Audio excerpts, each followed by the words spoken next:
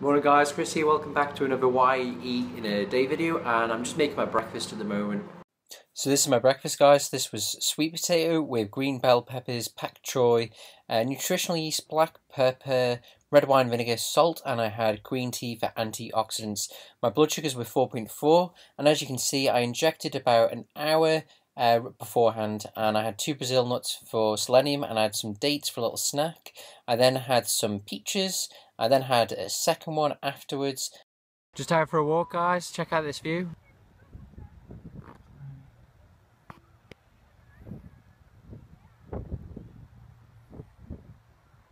So guys, what I thought I'd do today is perhaps talk about my biggest mistakes as a diabetic.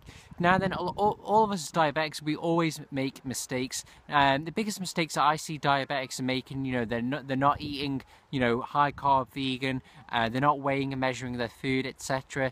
And I thought I'd sort of share my experiences with you with what my biggest mistakes have been. And I'd say quite simply, the biggest mistakes I've ever made, or that I do make as a diabetic, or when I don't follow my own advice. I've actually learned a lot from this lifestyle, from like Dr. McDougall, Dr. Greger, Dr. Bernard, from my own experience by eating low fat, high carb. I've learned so many different variables that are involved in diabetes, and I don't always follow my advice, and that's the biggest problem. So for example, many of you might remember that I made a video a couple of months ago about insulin and how my insulin stopped working properly because it hadn't been in the fridge that long. Basically with insulin, it only lasts about 24 days, and when it gets to about the 19-day mark, it starts to become less effective, and then by the 24-day mark, it's hardly effective at all.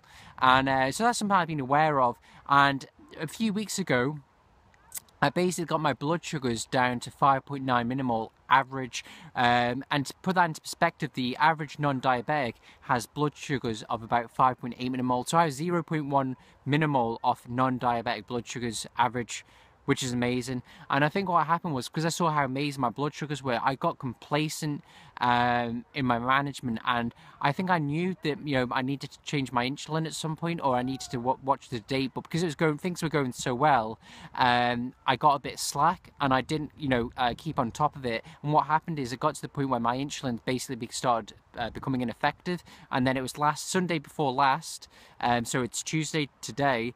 My blood sugar started getting worse, and it took me about 4 or 5 days to get on top of it and get back to where I am now, basically. And it's all because I was complacent. There's a good saying in investing which says that stability leads to instability.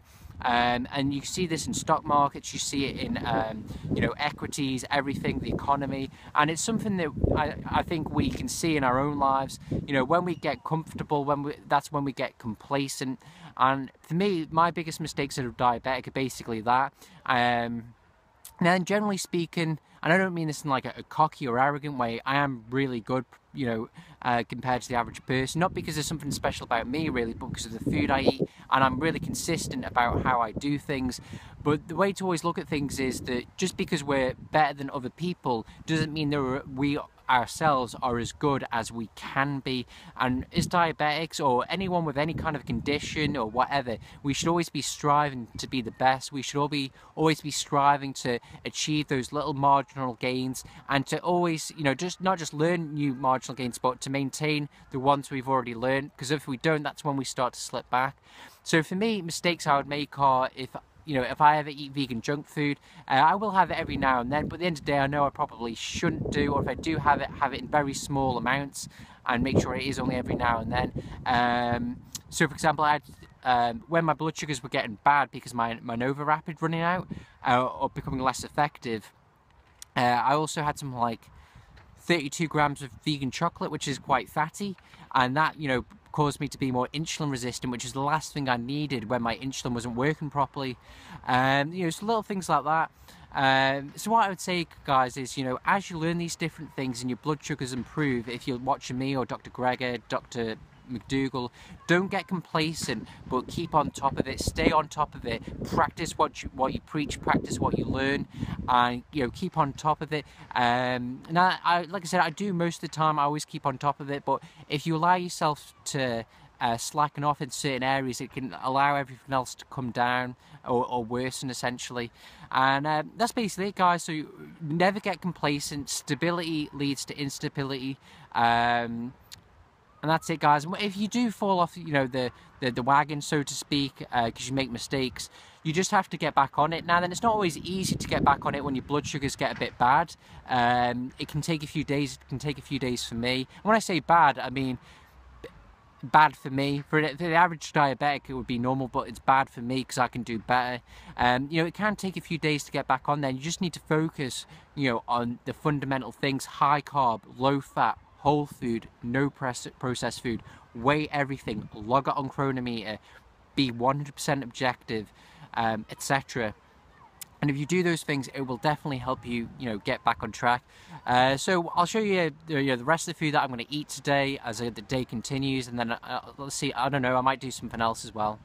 I got back, guys. I had another donut peach, guys. My blood sugars were 5.1 before my meal, and this is just how you add your food to your Freestyle Libre. As you can see, it's very easy, very simple, very basic. I then dial in my Nova Rapid next, and I just had about 3 units for this meal. Oh no, 4 even.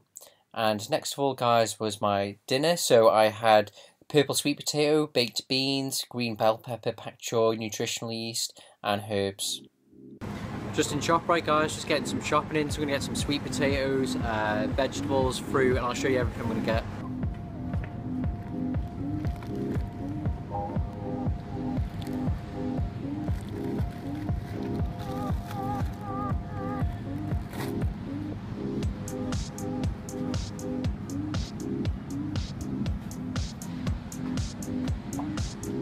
Pak choy, great source of calcium and vitamin K as well. Kale, also a great source of vitamin K.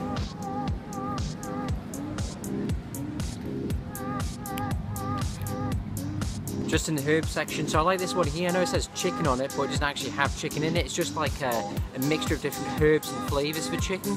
And what I'd say is, guys, if you want to flavour your food, you don't have to use sauces. You can just use herbs and flavourings, and I get loads of different kinds, and it makes your food taste much, much different. I'll show you the different ones we can get.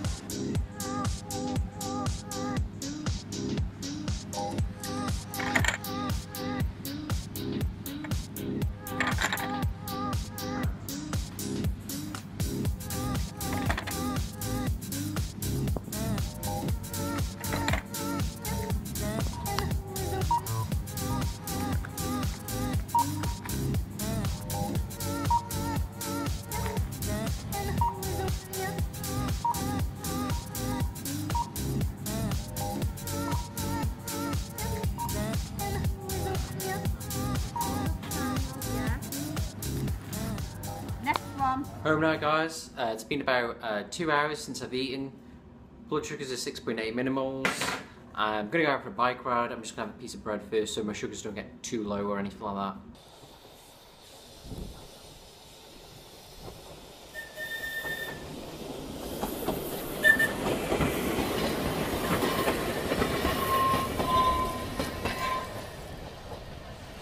Just waving to people on the tram there, so I'm just going to go out for a ride, guys. I've got my Garmin Verb on there, so I might get some decent footage, hopefully. Might get some PRs, might try get some new routes today though, don't know. Let's see where the road takes me.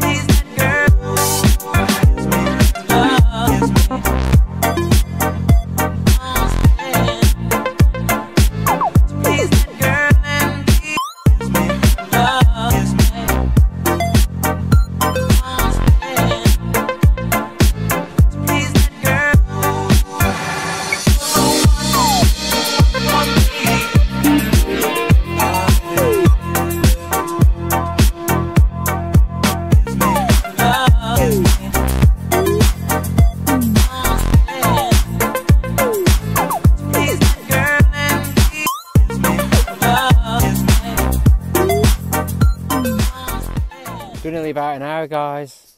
Out in the countryside, living the dream. Don't know how well you can see all that. Went through, I did some routes which I haven't done in ages. I have to admit, I'm one of those people that I tend to get stuck in a routine. I'll do sort of almost the same rides and go to the same places. So today I decided, I'll go to some places where I haven't been before. So I went into town. I don't normally go right into the town in Douglas because I don't really like the traffic, having to stop at traffic lights and stuff. But I was okay, to be honest with you. I think I was more worried than I had to be, and absolutely beautiful view. And that is that view there.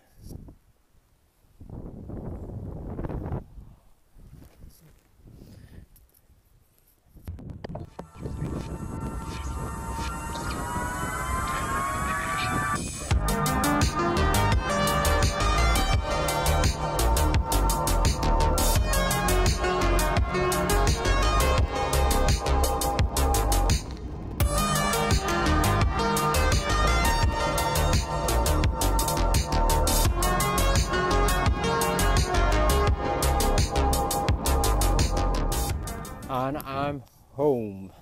And for those of you who aren't with the script yet, who haven't been watching me a while, as always, after my bike rides, I always have beet juice. Beet juice is loaded full of nitrates, which increases the amount of power that you can produce, the high end of your VO2 max, essentially. So definitely get some beet juice. If you're into cycling and want to increase your power, it definitely works. And if you're wondering how much beet juice to have, I have roughly about 250 millilitres after every ride, and Dr. Greggy says it takes a while for it to build up in the system, so perhaps have some in the morning as well if you want to see the most amount of benefits sooner.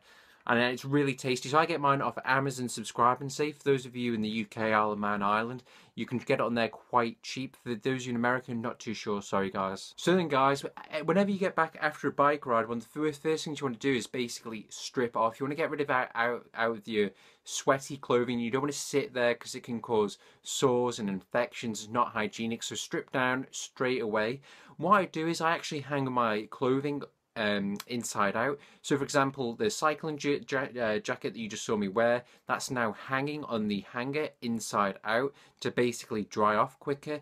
My tights or bib shorts, I'll hang them inside out to perhaps dry them out a bit quicker as well.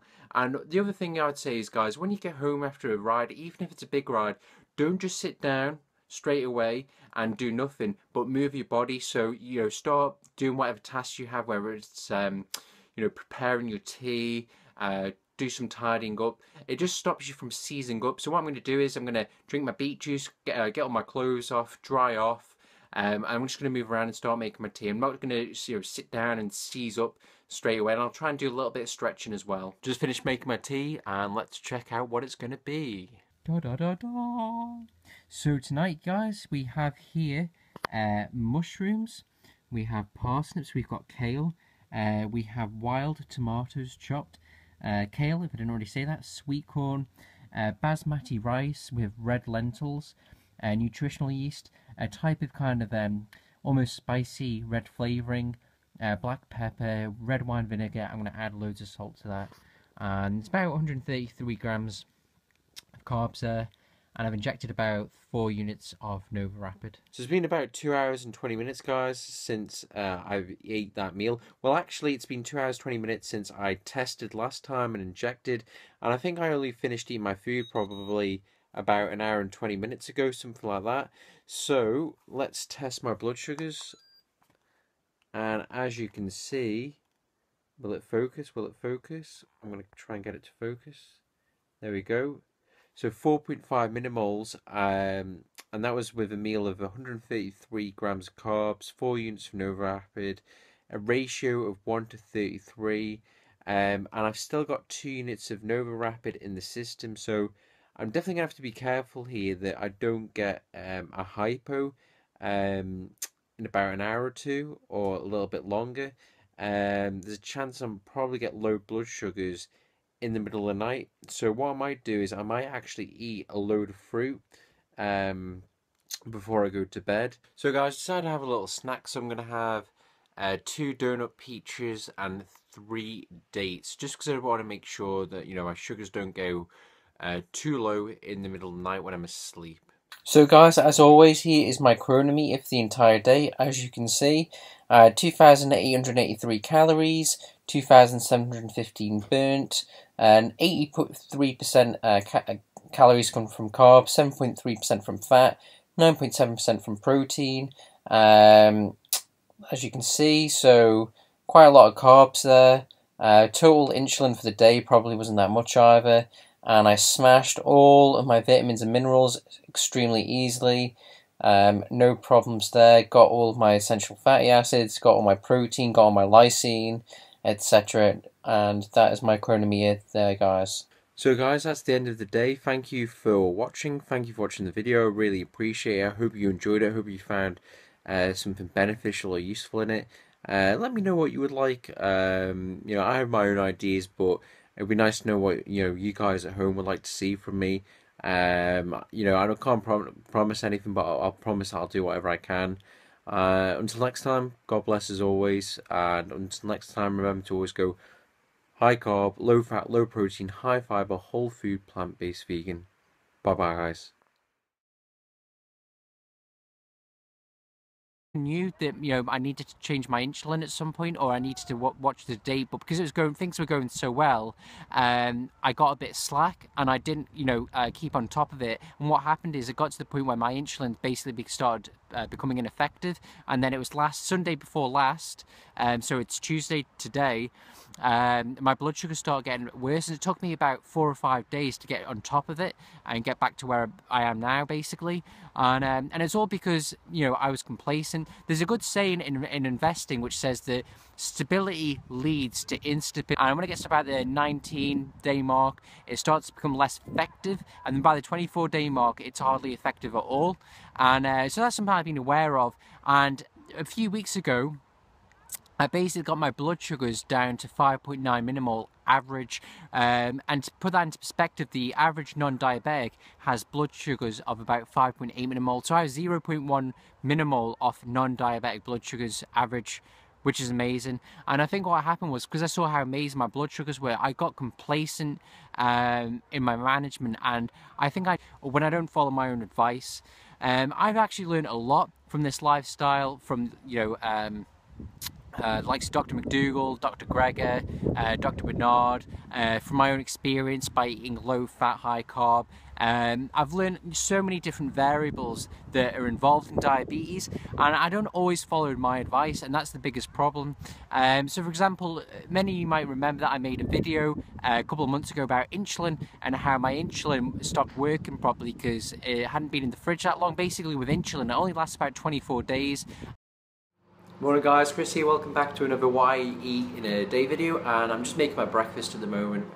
So this is my breakfast, guys. This was sweet potato with green bell peppers, pak choy, nutritional yeast, black pepper, red wine vinegar, salt, and I had green tea for antioxidants. My blood sugars were 4.4, and as you can see, I injected about an hour beforehand, and I had 2 Brazil nuts for selenium, and I had some dates for a little snack. I then had some peaches. I then had a second one afterwards. Just out for a walk, guys. Check out this view.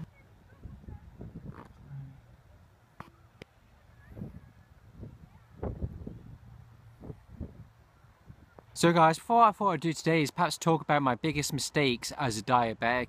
Now then, all of us as diabetics, we always make mistakes. The biggest mistakes that I see diabetics are making, they're not eating, high carb vegan, they're not weighing and measuring their food, etc. And I thought I'd sort of share my experiences with you with what my biggest mistakes have been. And I'd say, quite simply, the biggest mistakes I've ever made, or that I do make as a diabetic,